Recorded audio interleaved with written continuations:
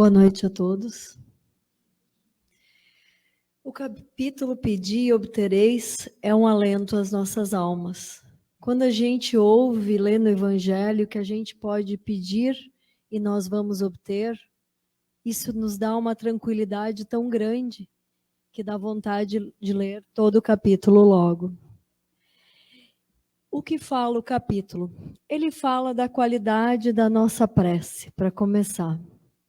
Ele diz que ninguém precisa ver se estamos orando. No capítulo, explica que a gente não precisa ir orar em público. Claro que aqui a gente faz preces, mas, se podemos orar na nossa casa. Só nós, conosco, direcionados a Deus. Não tem necessidade de alguém saber que estamos nos dirigindo a Deus. Lá diz assim: fechai a porta do vosso quarto e orai em secreto. Vosso Pai vê o que se passa em secreto e vos recompensará. Porque Ele sabe tudo o que acontece conosco. Nós não precisamos alardear para ninguém o que nos acontece. Se contarmos a Deus e orarmos a Deus, Ele vai nos ouvir. Mas lá diz assim: não pedi muito, vossos pais sabes do que necessitastes. Ou seja, que a gente não precisa dar grandes explicações para Deus, porque Ele sabe de toda a nossa vida. Cada passo que a gente dá, Ele sabe. Tudo que a gente precisa, Ele sabe.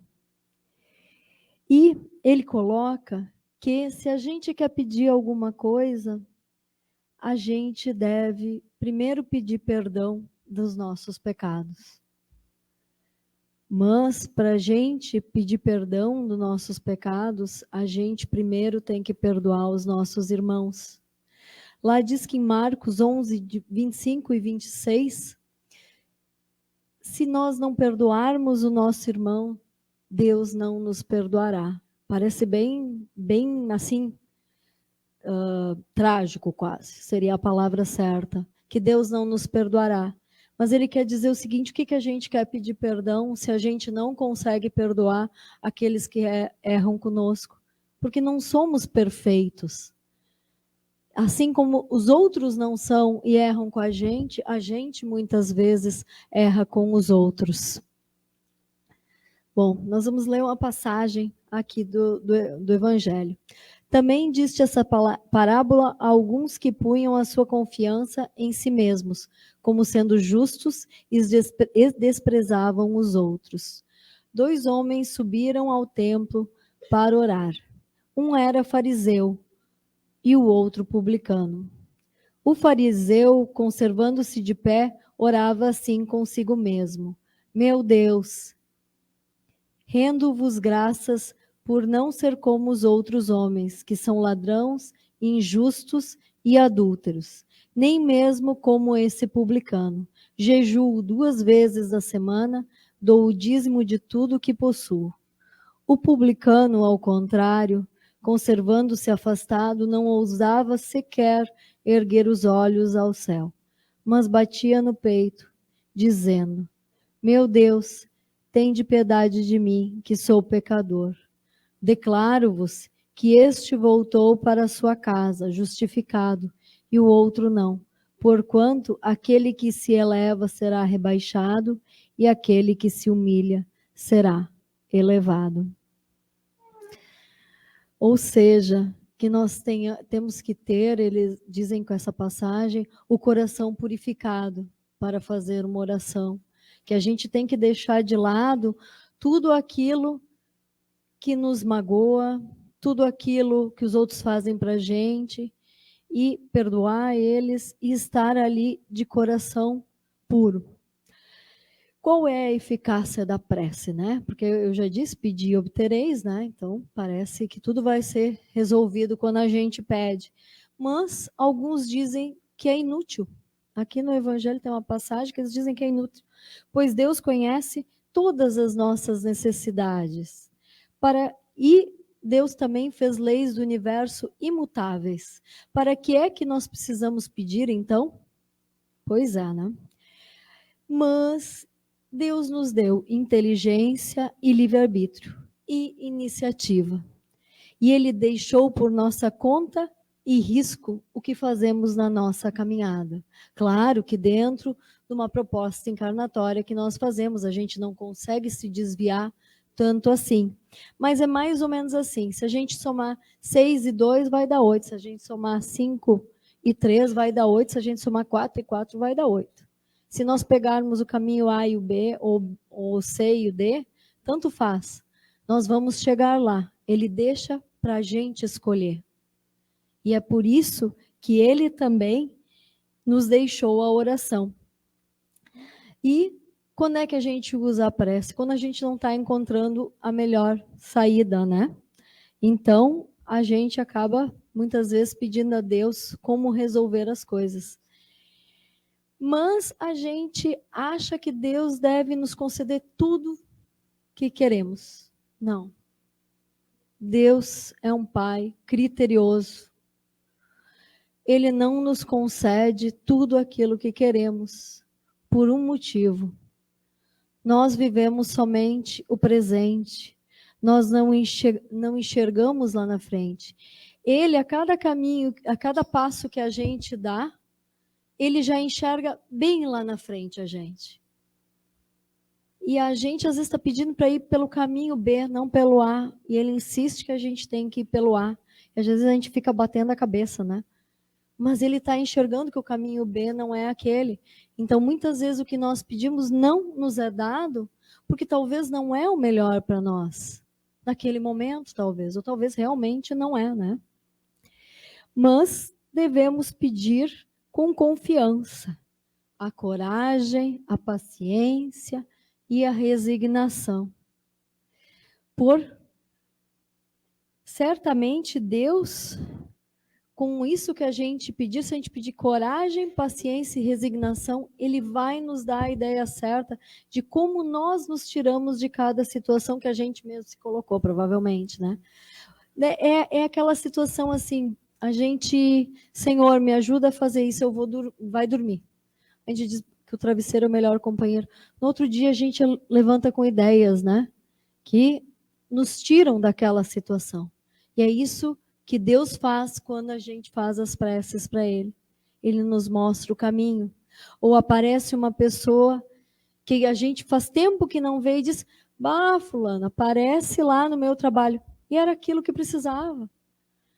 Então, Ele coloca também as pessoas que a gente precisa no nosso caminho.